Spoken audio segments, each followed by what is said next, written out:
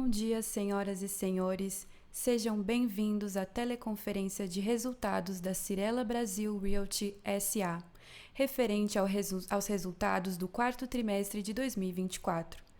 Estão presentes hoje conosco Rafael Horn, CEO, e Miguel Mickelberg, CFO e diretor de Relações com Investidores. Informamos que a apresentação está sendo gravada e traduzida simultaneamente. A tradução está disponível clicando no botão Interpretation. Para aqueles ouvindo a conferência em inglês, há a opção de silenciar o áudio original em português, clicando em Mute Original Audio. Adicionalmente, para aqueles que desejam acessar a apresentação em inglês, a mesma pode ser encontrada no site de Relações com Investidores da companhia, ri.cyrela.com.br. Durante a apresentação da companhia, todos os participantes estarão com o microfone desabilitado. Em seguida, daremos início à sessão de perguntas e respostas. Para fazer perguntas, clique no ícone Q&A e digite seu nome e companhia. Ao ser anunciado, uma solicitação para ativar seu microfone aparecerá na tela e então você deve ativar o seu microfone para fazer perguntas. Esclarecemos que eventuais declarações que possam ser feitas durante essa conferência relativas às perspectivas de negócios da Cyrela, metas operacionais e financeiras, constituem-se em projeções da diretoria da companhia, que podem ou não ocorrer.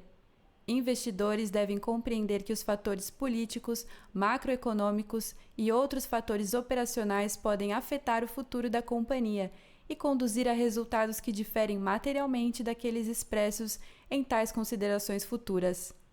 Para abrir a teleconferência de resultados do quarto trimestre de 2024, passo a palavra ao Rafael Horn, diretor-presidente, que iniciará a apresentação. Por favor, senhor Rafael, o senhor pode prosseguir com a apresentação. Bom dia. Concluímos o ano 2024 com resultados operacionais e financeiros que superaram marcas históricas no ciclo da Cyrela. Apesar de um cenário macroeconômico desfavorável para o setor, marcado por deterioração das expectativas e nos preços ativos no segundo semestre, a companhia, graças a Deus, apresentou crescimento de lançamentos, resiliência nas vendas e nas margens, além de geração de caixa positiva. Finalizamos o ano com lançamentos de 9,6 bilhões e vendas de 9,3 bilhões, o que representa uma evolução de 45% em comparação ao ano anterior. A velocidade de venda dos últimos 12 meses teve um aumento de 8 pontos percentuais em relação a 2023, encerrando o ano em 55%. Destacamos o desempenho dos lançamentos do quarto trimestre, 57% vendido até o final de dezembro, mesmo em contexto de volume recorde lançado. O desempenho financeiro da Cyrela acompanhou o crescimento operacional. Finalizamos o ano com receita líquida de 8 bilhões, 27% acima de 2023, e margem bruta de 32,4%. Apesar do crescimento dos indicadores operacionais e financeiros, as despesas comerciais, gerais e administrativas foram mantidas sob controle, resultando em um lucro líquido de 1,6 bilhão, patamar recorde para a companhia. Além disso, atingimos um ROI satisfatório de 20,9%, o que nos dá muita motivação para continuar essa trajetória. Mesmo diante desse contexto de expansão das operações, foi possível entregar geração de caixa de 260 milhões no ano e devolver 376 milhões aos acionistas, por meio de dividendos e recompra de ações. Além disso, a companhia também aprovou um novo programa de recompra de ações de 9 milhões de ações, com término programado para 20 de dezembro de 2025. Acreditamos que a Cyrela se manteve bem posicionada no mercado, graças à sua gestão qualificada, que abrange toda a jornada do cliente. Estamos satisfeitos com os resultados alcançados em 2024, mas sabemos que o mercado pode mudar rapidamente. Por isso, reafirmamos nossa estratégia de focar em lançamentos de produtos diferenciados, tomando decisões com base no desempenho de cada empreendimento. Agradecemos a todos os colaboradores, clientes, acionistas e holders pelo apoio ao longo do ano. Esperamos que 2025 seja mais um ano de bons resultados para a companhia. Agora, vamos comentar o nosso resultado operacional. Obrigado, Rafa. Bom dia a todos. Vamos começar aqui no slide 4, onde a gente fala dos lançamentos. No quarto tri, a gente lançou 21 novos projetos, VGV de 4,9 bi, no percentual Cyrela, excluindo permuta, que foi 184% acima do mesmo trimestre do ano anterior e 97% maior que o terceiro tri de 24. No ano, o volume lançado foi 9,6 bilhões, o que representou 45% de crescimento versus 2023. No slide 5, a gente destaca o Vista Cyrela Tower Venezia, Furnished by Armani Casa, que foi lançado na cidade de São Paulo com VGV de 1,8 bi. No slide 6, a gente fala de vendas. No trimestre, as vendas contratadas no percentual Cyrela, excluindo permuta, foram de 3,5 bi, que foi 93% de crescimento em relação ao quarto TRI de 2023 e 44% de crescimento em relação ao terceiro TRI desse ano. No ano, a gente vendeu 9,3 bi, que representou um crescimento de 44% versus 2023. No slide 7, falando de VSO, o VSO 12 meses chegou a 55%, e se a gente observa a velocidade de vendas por safra de lançamentos, podemos ver que os lançamentos do quarto TRI, como o Rafa mencionou na mensagem, foram 57% vendidos no próprio trimestre. Foi uma marca muito boa. No slide 8, falando de estoque, no final do TRI, o nosso estoque a valor de mercado totalizou 10,6 bi e no percentual companhia, 8 bilhões de reais. A gente pode ver ali no gráfico a movimentação do estoque no período. No slide 9, falamos de estoque pronto. A gente vendeu no TRI 16% do estoque pronto no início do período. E aí, se a gente pega o que foi entregue no período e a precificação das unidades a valor de mercado, o estoque pronto cresceu 15% em relação ao trimestre passado, totalizando 1,5 bi de reais, e no percentual Cyrela, 1,3 bi. No slide 10, falando de entregas, a gente entregou no trimestre 16 projetos, totalizando um VGV de 2,3 bi na data dos lançamentos. No acumulado do ano, a gente entregou 41 projetos com VGV de 5,3 bi. Agora vamos entrar nos resultados financeiros, começando no slide 12, falando da receita. Nossa receita líquida no trimestre foi de 2,5 bi e no ano 8 bilhões. Teve um crescimento de 27% na comparação com 2023. Margem bruta reportada no quarto TRI foi de 31,9%, comparada a 33,7% no quarto TRI de 23 e 33,3% no terceiro TRI desse ano. No acumulado do ano, a margem bruta foi 32,4%, bem parecida com a margem bruta de 32,7% de 2023. No slide 13, falando sobre o lucro líquido e rentabilidade, a gente apresentou no trimestre 497 milhões de reais de lucro, se compara com 248 milhões de reais no quarto TRI de 23, que é um crescimento de 100%, e lucro de 473 milhões de reais no terceiro TRI desse ano, foi um crescimento de 5%. No ano, o lucro foi de 1,65 bi, que representou um crescimento de 75% versus 2023. No gráfico à direita, a gente vê o ROI, o nosso Return on Average Equity, atingiu 20,9%, medido pelo lucro líquido dividido pelo patrimônio líquido médio do período. No slide 14, falando de endividamento, dívida bruta no final do TRI somava 5,9 bi e a gente tinha uma posição de caixa de 4,9 bi, então endividamento líquido de 985 milhões de reais. Do total da nossa dívida bruta, 85% é de longo prazo. E o endividamento dividido pelo PL atingiu 10,3% no final do TRI. No slide 15, falando de geração de caixa, no quarto TRI de 24, a geração de caixa foi de 61 milhões de reais, se compara a um consumo de 94 milhões de reais no quarto TRI de 2023 e uma geração de 129 milhões de reais no terceiro TRI de 2024. No ano, a geração de caixa foi 259 milhões, que se compara a um consumo de caixa de 100 milhões de reais apresentado em 2023. Com isso, a gente encerra a apresentação e agora vamos passar para a sessão de perguntas e respostas. Obrigado a todos, pessoal. Obrigada. Iniciaremos agora a sessão de perguntas e respostas. Lembrando que para fazer perguntas, clique no ícone Q&A e digite seu nome e companhia. Ao ser anunciado, uma solicitação para ativar seu microfone aparecerá na tela e então você deve ativar o seu microfone para fazer perguntas. Por favor, aguarde enquanto coletamos as perguntas. Nossa primeira pergunta vem do senhor Pedro Lobato, do Bradesco BBI.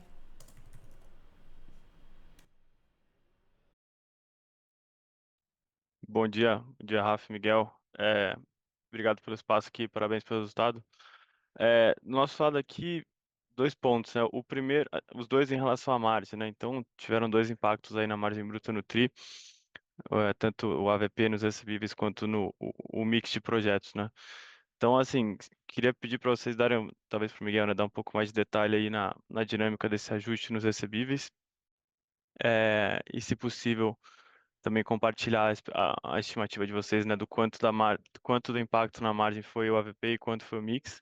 E aí também a partir disso, né, entender que deveria ser a evolução dessa margem bruta reportada aí ao longo de 2025. Obrigado.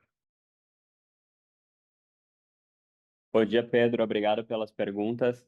Olha, na verdade, a gente de fato menciona no release que teria um impacto de mix e de AVP, mas na verdade o impacto foi realmente o AVP, porque a safra lançada no quarto TRI de 2024, ela teve uma margem bruta reportada de 31,3, mas se a gente faz o ajuste do AVP, exclui o AVP, ela teria tido uma margem bruta de 34,5, que é acima dos outros trimestres do ano, tirando o segundo TRI, que foi um pouco acima disso. Então, na verdade, o efeito de mix ele também foi, de certa forma, causado pelo AVP. O AVP, conforme a gente mencionou, né, no nosso release, o acumulado de impacto de AVP no ano até o terceiro TRI tinha sido de 40 milhões de reais e no quarto TRI sozinho foi de 72 milhões de reais, né? Então, causou esse efeito de 2 pontos na margem bruta. A gente fez uma média ali de 7 trimestres, excluindo esse último, claro, e a gente viu o impacto mais ou menos 0,4. Então, o impacto foi na ordem de 1,6 pontos percentuais na margem que a gente chamaria aqui de não recorrente, digamos assim, né? Então, acho que esclarece que foi muito mais o AVP mesmo. A margem da safra, excluindo o efeito do AVP, ela foi bastante saudável, na verdade. E aí, falando sobre o que a gente pode esperar de margem para frente, olhando as nossas margens acumuladas dos lançamentos de 2021, 2022, 2023 e 2024, todas essas safras estão com margem bruta entre 32% e 34%, que tem sido o que a gente tem reportado, na verdade, né? Então, eu acho que a nossa margem bruta deve continuar nesse range, entre 32% e 34%. E aí, claro, vai ter alguma volatilidade dependendo do trimestre, mas a gente continua imaginando uma margem mais ou menos nesses patamares. Tá ótimo. Obrigado, Miguel. Bom fim de semana.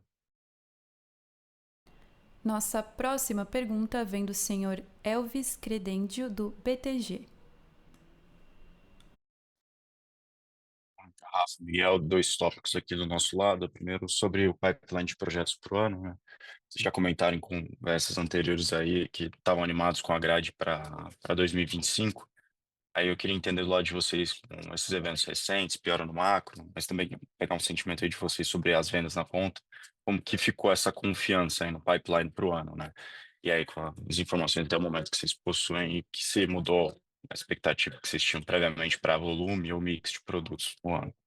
Aí o segundo tópico é sobre terrenos, né? Quando a gente olha o land bank de vocês, ele dobrou, né, do começo de 24 até o final do ano. A gente entende que esse número aí, ele inclui só terreno que está escriturado, registrado, né? Então, num primeiro momento, queria que vocês pudessem falar, né, ordem de grandeza, vocês podem comentar, mas land bank, além do que está registrado, também considerando que está em contrato de compra e venda, opção, se esse volume também dobrou, e a partir daí, que vocês imaginam do tamanho do land bank para frente, né? Se de repente o apetite para crescer esse land bank ele continua no mesmo ritmo para 2025, se as condições estão muito favoráveis para isso ou não hoje, é isso. Obrigado. Olá, Elvis, tudo bem?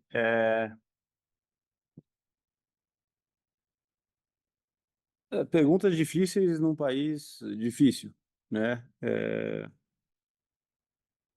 O Brasil animado não tem animado por longo prazo, né? Não dura muito tempo. Um dia a gente está animado, um dia está desanimado. É um país difícil, né? Então, a gente gosta da nossa grade. Estamos animados com a nossa grade, estamos animados com a nossa grade. Agora, o macro não depende da gente, né? So far, so good. Ou seja, até agora, 2, 3 primeiros meses do ano estão bem ok, né? Tá do jeito que a gente achava que eles seriam. Se vai continuar assim, se não vai continuar assim, a gente não sabe, né? Então é um leão por dia. Até agora, não digo. Até agora a gente não sentiu uma diferença no macro que fizesse alguma, né, que apontasse para alguma direção. diferente do que a gente conseguiu executar no ano passado. Mas, de novo, essas coisas podem mudar, então nós não somos gestor macro, né? Mas o macro nos afeta, né? Então não sei, a gente tem a grade e estamos animados sim, tá? Mas a gente está sempre preocupado com o macro do Brasil, obviamente o fiscal preocupa, a taxa de juros preocupa, a economia preocupa, então vamos ver, tá? A gente faz o melhor que a gente pode, o macro não depende da gente. E parece que ele está ok, tá? Parece que ele está ok. Sobre o Land Bank ter dobrado, uma boa notícia, eu nem sabia, então obrigado por ter me avisado. E, e a gente não trabalha muito assim, né? Obviamente a gente faz sim, às vezes, reuniões de volumetria para saber como é que está esse ano, como é que está 25 em relação a 24, que vai ser de 26. A gente faz sim reuniões nesse sentido, mas elas jamais são direcionais, né? A gente faz mais uma questão de direcionamento, saber de fato onde estamos, sonhar um pouco, né? Mas a gente nunca compra terreno, porque nós precisamos dobrar a land bank, né? É isso que a gente acha que não funciona, né? A gente compra terreno 1 a 1, né? Então, sei lá, não tem meta de dobrar a land bank ou não dobrar ou triplicar, sei lá, nós vamos comprar todos os terrenos esse ano que a gente achar que são bons. E acho que sim, precisa tomar cuidado com o macro, né? Eu acho que, ou seja, o macro para comprar terreno afeta mais do que para lançamento, né? Porque para lançamento nós já temos o terreno. A discussão é até mais fácil, né? Para comprar um terreno, entender melhor o macro é até mais importante. Então, eu acho que o macro exige cautela. Então, acho que para terrenos a gente não está, né? Se a gente talvez está mais animado para a nossa grade, para terrenos a gente não está tão animado, porque eu acho que o macro exige cautela aí com o patamar de juros no patamar atual. Tá ótimo, Rafa. Obrigado. Bom dia. Nossa próxima pergunta vem da senhora Fanny Orengue, do Santander.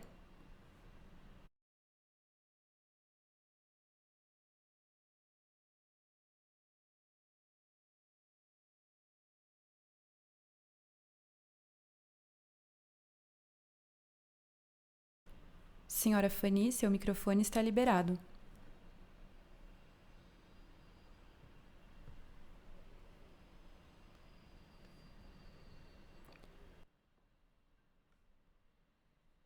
Senhora Fanny, Oi, tá ouvindo agora? agora estamos te ouvindo. Desculpa. Bom dia, Rafa. Bom dia, Miguel. Eu tenho duas perguntas. Primeiro, se esse ano aí de 2025 é um ano bastante pesado, né, em volume de entregas. Então, queria ver um pouquinho se vocês poderiam dividir com a gente o que vocês estão pensando em termos de geração de caixa para a companhia e pagamento de dividendos. Essa seria a minha primeira pergunta. A segunda pergunta com relação à mão de obra, como é que vocês estão vendo os desafios aí de contratação de mão de obra no cenário atual e qual a expectativa aí, dado uma eventual redução aí nos lançamentos aí dos competidores? Seriam essas minhas perguntas. Muito obrigada. Bom dia, Fanny. Obrigado pela pergunta. Primeiro, com relação ao cenário de geração de caixa, a gente ainda está vendo um cenário bem parecido com o que a gente falou no nosso último call, que foi em novembro, que é uma geração ali num range provavelmente entre 300 a 500 milhões de reais para o ano. É claro que tem variáveis que impactam muito esse número, como velocidade de vendas de estoque, os lançamentos, compra de terreno, etc. Então, sempre tem um grau de oscilação relativamente elevado, mas a gente continua vendo o mesmo cenário. Até o momento, a gente não viu uma alteração. Com relação à pergunta de cenário de mão de obra, de fato, a gente sabe da escassez, a gente sabe do desafio, é um problema estrutural, mas eu acho que com o tempo a gente vem amadurecendo, vem se preparando mais, temos tomado iniciativas. Então, de fato, se houver uma redução no volume de lançamentos na cidade, eu acho que isso com certeza ajuda. No ano de 2024, nós vimos um volume no médio e alta renda flat, mais ou menos, na comparação com 2023. Então, isso ajuda. A estabilidade tende a ser positiva já, né? É difícil dizer o que vai acontecer no ano, mas com certeza, se tiver uma redução de lançamentos, isso significa uma redução no volume de usinagem da cidade um pouco ali na frente. Então, melhora o cenário para nós. Tá ótimo, Miguel, obrigada. Só com relação a dividendos, você acha que payout a gente pode considerar algo em torno aí de 30% ou dá para considerar um pouquinho mais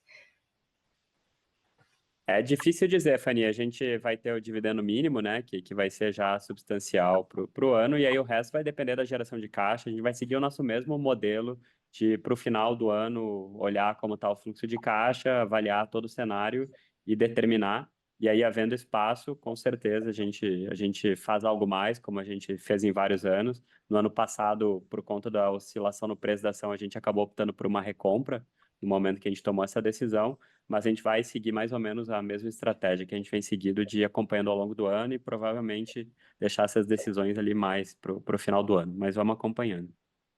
Tá ótimo, Miguel. Super obrigada. Nossa próxima pergunta vem do senhor Igor Altero, da XP. Oi, pessoal, bom dia. Eu queria tocar mais no baixa renda aqui, né? A gente está vendo aí discussões sobre melhorias do programa, né? Como o aumento das faixas de renda, né? Que a gente está vendo de 8 para 12 mil reais, aumento do teto também, né? Hoje teve até notícia aí falando de teto em até 500 mil reais. E assim, nas duas medidas juntas, que parece muito, assim, né? Bastante, né? Bem expressivo. Então, eu queria entender se vocês acham essas medidas viáveis, né? Como que elas podem beneficiar a Vivaz aí, né? E se faz sentido acelerar mais, né, o segmento da Vivaz dentro desse cenário. Obrigado. Fala, Igor, tudo bem? É, Não, acho que parece que o Mercado Minha Vida ele está numa fase boa há algum tempo já, né? Mas a gente, de novo, não é que sai notícia no jornal, né? A gente deu o valor de manhã e fala aí, né? Vai marcar a reunião e agora é 1.3 turbo, né? Ou seja, a gente não trabalha assim. Então, já estava numa fase boa.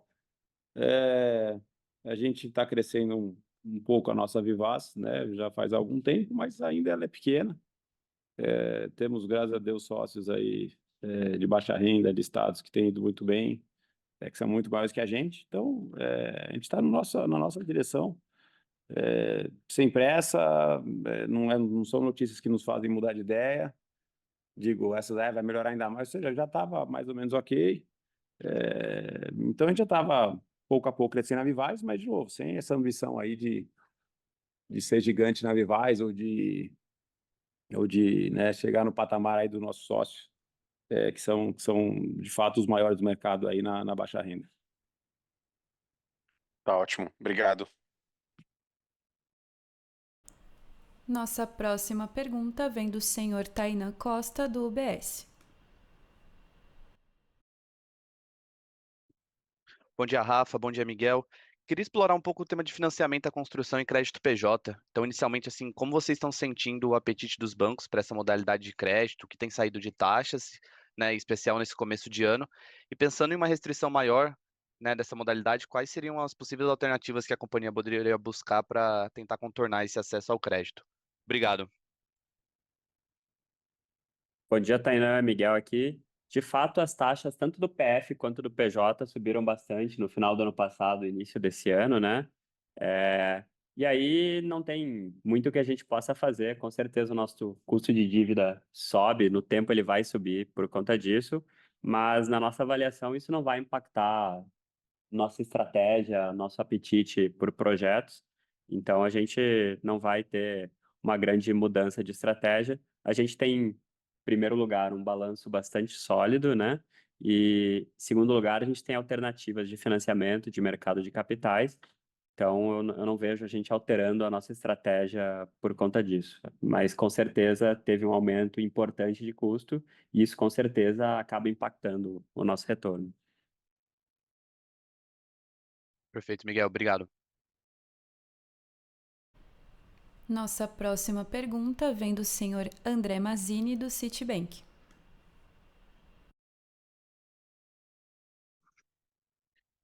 Oi, Rafa e Miguel, bom dia. Duas perguntas também. A primeira é sobre o estoque pronto, né? Vocês abrem que 33% do estoque pronto está no Rio, 23% no Sul, sendo que os lançamentos nas duas regiões, historicamente, não têm passado de 30% nos últimos anos. Então, se vocês pudessem dar um pouquinho mais de cor desse estoque pronto nas duas regiões, né? A TSO lá deve ser um pouco mais baixa para ele acumular nas duas regiões. Se esse estoque pronto é algo realmente mais ilíquido e qual a cabeça para monetização desse estoque pronto? Essa é a primeira. E a segunda sobre o HS em São Paulo, se pudesse dar um status de como está. A gente viu essas notícias do Ministério Público querendo acabar com o incentivo, mas até agora parece que ele ainda está válido.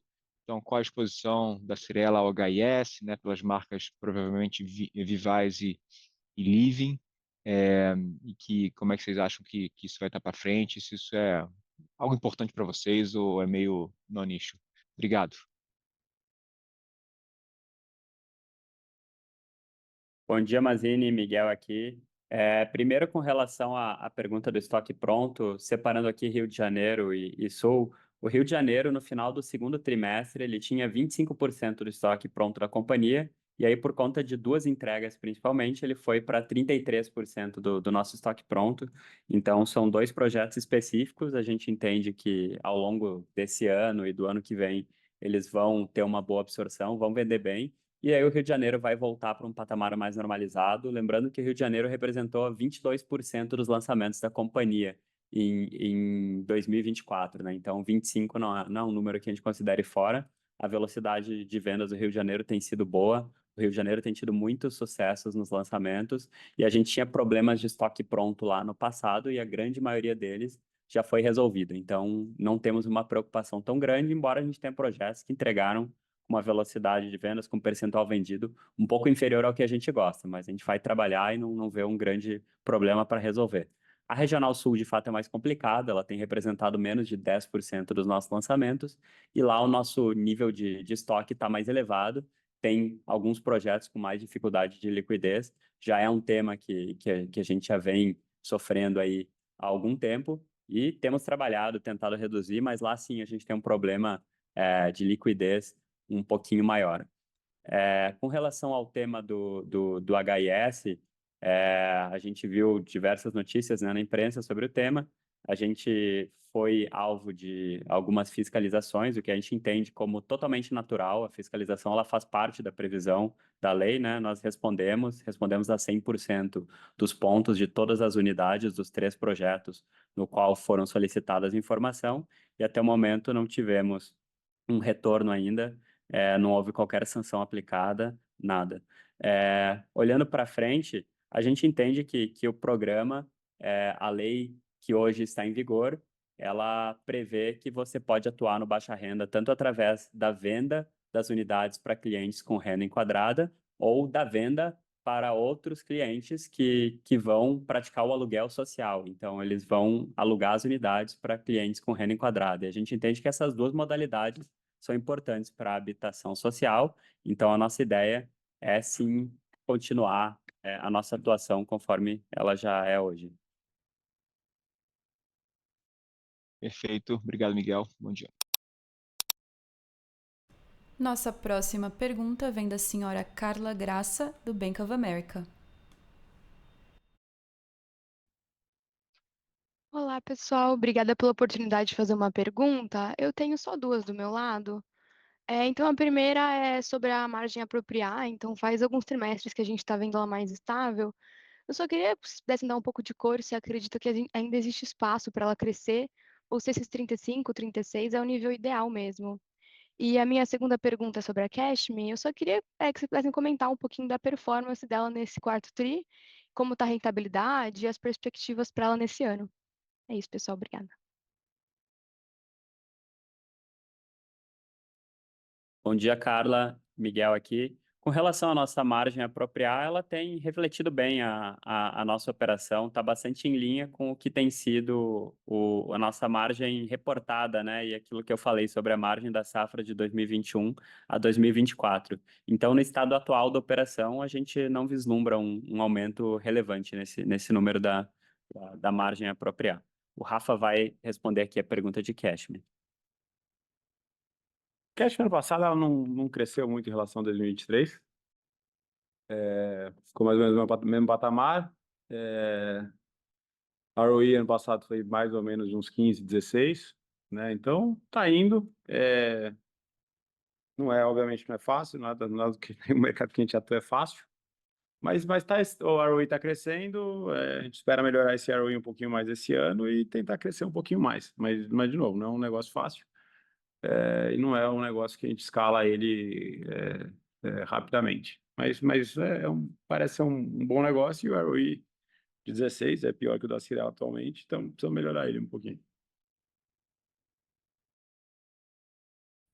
Ficou super claro. Obrigada, pessoal. Nossa próxima pergunta vem do senhor Rafael Heder, do Safra.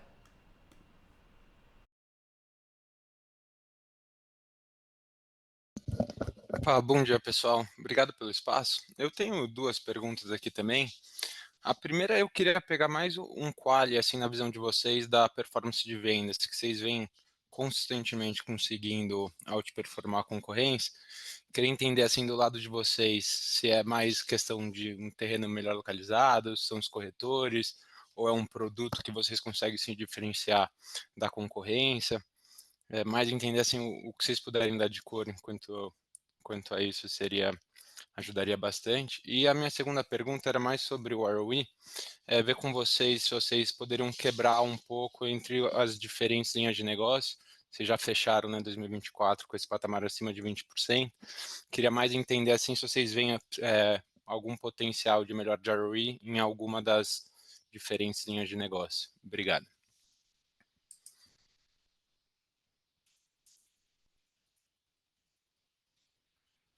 Eu acho que sobre selling expenses e etc e tal,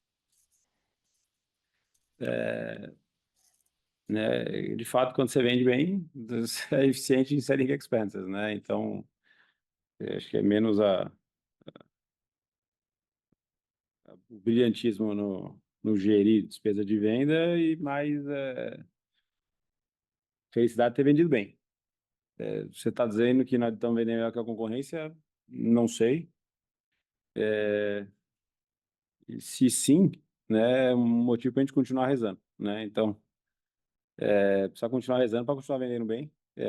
Mas acho que tem concorrente bom, tem concorrente vendendo bem também. Então, de novo, a gente nunca está tranquilo. Acho que tem muito concorrente bom, tem concorrente vendendo bastante bem, talvez melhor que a gente, igual que a gente, um pouco pior que a gente. Obviamente tem concorrente vendendo mal, mas aí sim, óbvio que depende de produto, localização, etc e tal. E depende do Brasil. Então, de novo, acho que selling expenses, quando bate recorde para baixo, é um pouco de sorte, ou seja, quer dizer que vendeu muito bem, vendeu acima do esperado, mas não dá para esperar que vai sempre surpreender para cima. Mas, de novo, o melhor jeito de gerir bem selling expenses é focar em vender bem, né? Então, ano passado deu certo, não quer dizer que vai dar certo esse ano de novo, tá? Então, não estamos tranquilo e estamos todo dia aí olhando aí o que pode dar errado e como continuar vendendo bem. Então, de novo, ano passado acabou, estamos focados em 25 e olhar para frente. Rafael, bom dia. Miguel aqui, falando um pouquinho sobre ROE das linhas de negócio. A gente não vai dar muito detalhe aqui do ROE de cada linha de negócio, mas basicamente em 2024, o ponto que melhorou o nosso ROE foi principalmente que as bandeiras que estão tendo um bom ROE, que é, por exemplo, a Cirelia Live em São Paulo, o Rio de Janeiro, essas bandeiras acabaram representando mais dentro do todo, né? Cresceram mais. E onde eu acho que a gente ainda vai ter um espaço para melhorar o nosso ROE é na baixa renda. A nossa baixa renda ainda, os resultados reportados ainda são impactados por safra que tiveram rentabilidades menores, mas a safra de 23 e 24 já tem uma rentabilidade maior e a gente acha que a cara do nosso negócio para frente é mais parecida com essas últimas safras. Então, isso deveria significar alguma melhora ali nesse segmento. Mas mais ou menos isso que a gente pode dar de cor aqui sobre a abertura do ROE, tá bom? Obrigado. Não, tá certo, Rafa, Miguel. Obrigado, viu? Bom dia. Nossa próxima pergunta vem da senhora Mariângela Castro, do Itaú BBA. Bom dia, pessoal. Parabéns pelo resultado e obrigada pela apresentação. Do meu lado, são duas. Ainda sobre despesa comercial, apesar de ter crescido nesse último trimestre, a gente nota que a despesa comercial versus o volume vendido, ela atingiu a mínima histórica, é o menor patamar desde 2021. Isso pode apresentar alguma economia estrutural para a empresa ou a gente deve ver essas despesas sendo compensadas no próximo trimestre, por exemplo? E a segunda é pegar a percepção de vocês a respeito do INCC. Sei que custo na operação de médio e alto padrão é menos sensível do que na Vivaz, mas queria saber como você tem tratado isso dentro da Vivaz e se na operação de médio e alto padrão vocês veem o INCC dificultando venda no stand de alguma forma. É isso, pessoal. Legal, Mariângela, obrigado pelas perguntas. Primeiro, com relação ao selling expenses, eu acho que essa medida relativa que mostra uma mínima histórica, acho que ela está muito mais relacionada com o denominador, que foi a nossa máxima histórica de venda em um trimestre, né? Então, de fato, a gente lançou bastante, vendeu muito, e acho que aí a gente acabou tendo uma eficiência grande ali naquela linha. Olhando para frente, a gente sabe que no primeiro trimestre a gente pode ter alguns encerramentos de estandes, né? Um período que tem menos visitas, etc. A gente já teve isso alguns primeiros trimestres no passado. Então, acho que é possível, sim, que a gente tenha algum impacto no primeiro tri, mas não deve ser nada muito pronunciado, que distorça muito esse número, mas algum impacto eu acho que vocês podem esperar, sim. Com relação à segunda pergunta do INCC, com certeza é um tema com o qual a gente se preocupa bastante. A gente viu um certo arrefecimento, principalmente essa valorização do nosso câmbio. Eu acho que ajudou um pouco a mitigar preocupações de impacto inflacionário em materiais.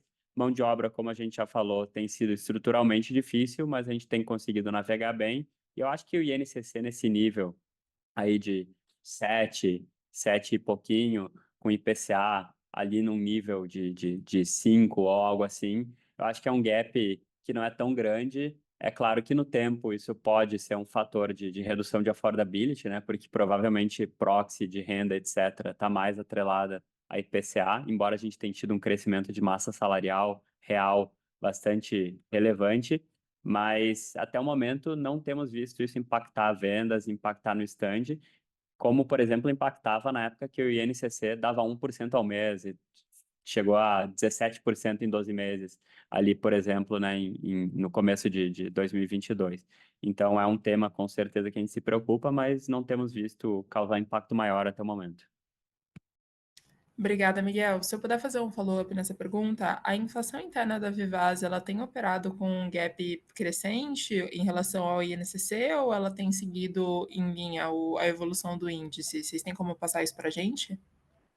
Na verdade, o gap está decrescente. A gente chegou a operar por um tempo com gap, ou seja, por algum tempo a nossa cesta de custos estava superior ao INCC, e agora a gente está bem próximo ali do INCC. Então, no momento atual, a gente não está tendo um descolamento, como a gente chama, né? Quando a nossa inflação interna está mais alta do que o INCC. Até a metade do ano passado a gente estava vendo, veio diminuindo esse número, e agora, desde o final do ano passado, início desse ano, a gente está operando sem esse descolamento. Perfeito, muito obrigada. Nossa próxima pergunta vem do senhor Jorel Guilhote, do Goldman Sachs. Bom dia a todos. Eu tenho duas perguntas aqui. A primeira pergunta, queria voltar aqui ao de ROE. Vocês mencionaram que o ROE pode continuar evoluindo, crescendo. Então, eu queria entender um pouco mais quais seriam os drivers que vocês veem para isso acontecendo. Seria mais eficiência na parte de selling expenses, mais pricing power, mudança de mix, uma combinação de tudo isso. E quando você vê a empresa hoje, vocês têm uma meta de ROE estrutural que vocês acreditam que pode chegar? Seria isso. Obrigado. Fala, Jorel, tudo bem? Não, isso aí acho que foi um descuido do Miguel aí, que falou que vamos subir o ROI aí. Para mim tá bom já esse ROI. Eu não achava que a gente ia dar 20 de ROI, então eu já não achava isso aí. Então, para mim já tá bom. Obviamente que se melhorar, eu vou ficar feliz, mas eu acho difícil ficar dando 20 de ROI no nosso segmento. Então, muito menos da breakdown do que a gente não sabe nem como é que faz. O Miguel falou que o ROI da Vivaz vai melhorar, então ele espera, mas em algum outro lugar, alguma coisa vai piorar. Então, de novo, se nós vamos dar guidance de ROI mais que 20, é o dia que eu não estiver aqui. Então, de novo, a gente está, a gente está sempre preocupado com a operação, com o Brasil. Com ROE de 20 eu estou surpreso, tá? Eu não esperava ver esse número nessa vida, né? Então acho que é melhor do que a gente esperava, tá? Então acho que não dá para ficar agora dobrando a meta, né? Então tá bom, esse número tá bom. Vamos ver, de novo, a gente trabalha todo dia, a ROE é consequência, a gente não trabalha por ROE e muito menos tem meta estrutural de como melhorar um ROE de 20. Acho que 20 está bastante bom. O que o Miguel disse, isso é fato, é que o ROE da baixa renda é melhor do que o do resto, certo? Ou seja, é só ver os players listados, né? A ROE da baixa renda é melhor do que o de média renda. Então, se a Vivaz cresce um pouco na margem e o resto fica igual, o ROI vai subir. Mas o resto vai ficar igual, né? Para o resto ficar igual não é fácil. Então acho que é isso, né? Não espere de nós guidance de ROE acima de 20. Boa, e se posso fazer um follow-up, se eu vejo sua dívida líquida hoje está no patamar de 10%, obviamente o juro está alto no Brasil, mas quando eu vejo o histórico, vocês estavam muito maior que isso, 20%, 30%. Então, a gente deve pensar que a empresa está um momento onde, ou eu dizia, estruturalmente vocês acreditam, ou é o ciclo, tirando o juro, que é 10% certo, que isso deveria ser o mesmo patamar que antes, ou vocês mudaram de mix, mudaram como vocês pensam. Então, eu queria entender isso estruturalmente, como pensar sobre essa dívida líquida.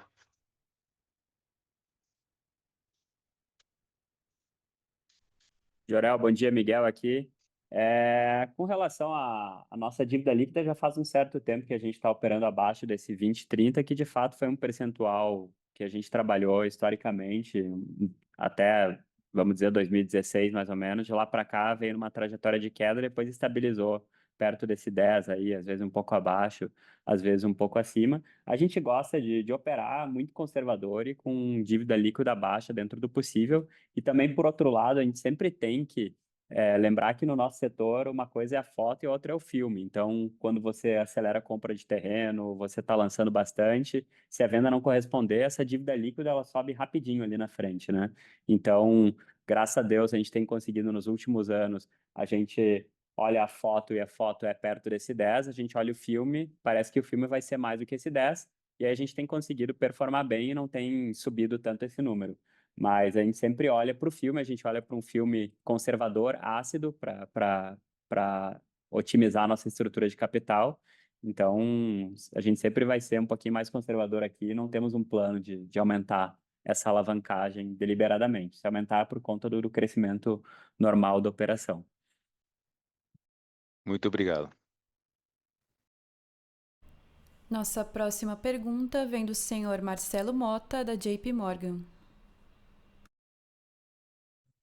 Oi, bom dia. Pergunta rápida, fazer o follow-up aqui na questão de financiamento, né? O Miguel tinha falado também que as taxas para os indivíduos tinham subido, né? A gente viu os anúncios da Caixa no começo do ano, etc.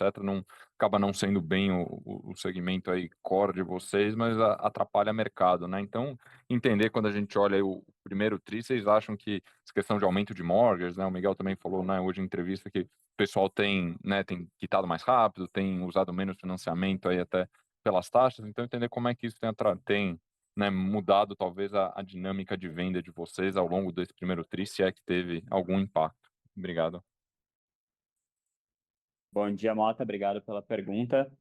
Primeiro, falando do lado aí de repasse de extrato, esse aumento das taxas de financiamento para pessoa física, ele não se restringiu à Caixa, né? Os outros bancos acabaram aumentando também. E aqui, até esse momento agora no ano, a gente não viu um aumento de inadimplência, de extrato, a gente conseguiu manter o nosso ritmo de repasse.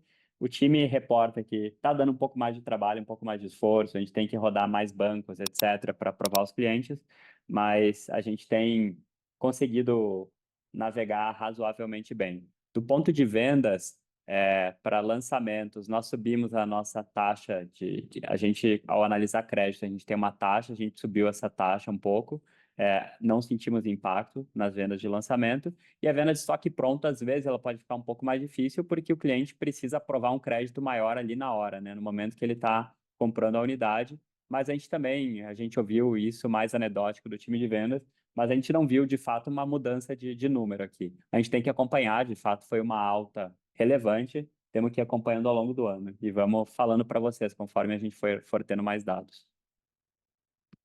Perfeito, muito obrigado. Encerramos neste momento a sessão de perguntas e respostas. Gostaria de passar a palavra ao Sr. Rafael Horn para as considerações finais.